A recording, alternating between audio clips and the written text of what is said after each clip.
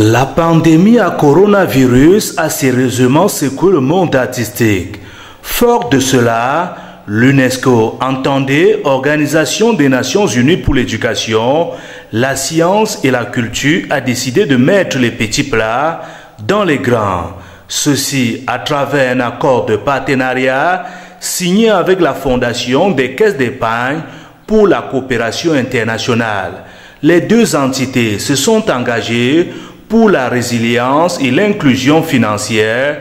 des artistes. Par la clôture des établissements artistiques, la fermeture des salles de concert, les salles de cinéma, et comme vous le savez, les artistes sont les plus vulnérables, parmi les couches les plus vulnérables, étant donné qu'ils ne bénéficient pas de sécurité sociale, d'assurance médicale, etc.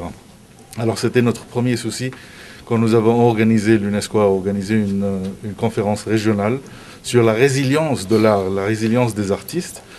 et de laquelle nous avons écouté les artistes, leurs préoccupations,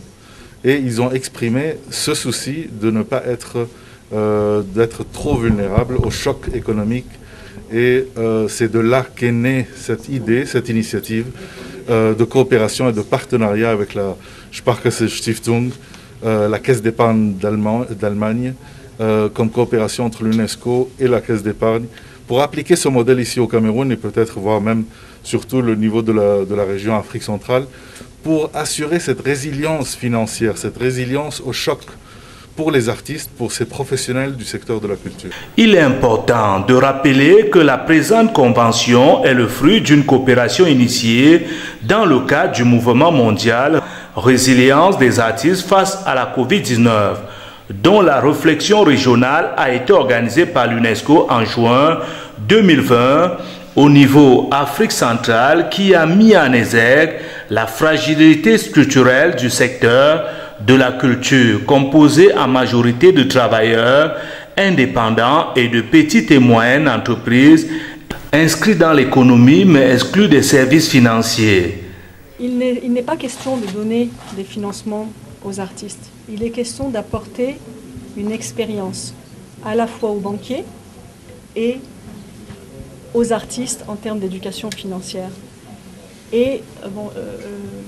Monsieur le directeur régional de l'UNESCO pourra dire ce que l'UNESCO fera, mais en facilitant l'accès au marché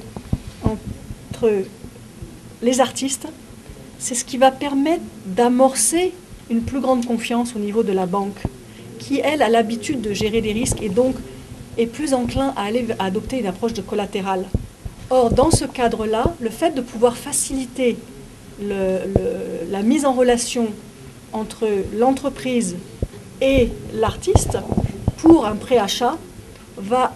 bâtir la confiance des banques qui vont se dire, tiens, les artistes sont capables d'avoir des contrats avec des industries, sont capables de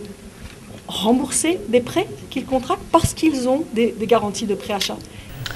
L'échange des parapheurs, sourire aux lèvres, démontre à souhait l'importance de ce partenariat. Des artistes présents et très heureux n'ont pas manqué à leur manière de remercier l'UNESCO. La Convention de l'UNESCO de 2005 sur la protection et la promotion de la diversité des expressions culturelles préconise à cet effet l'adoption de politiques et de mesures qui soutiennent les femmes, créent, produisent, distribuent et ont accès à des biens et des services culturels, car comme qui dirait, si les paysans nous nourrissent, les artistes participent à l'enchantement de notre quotidien.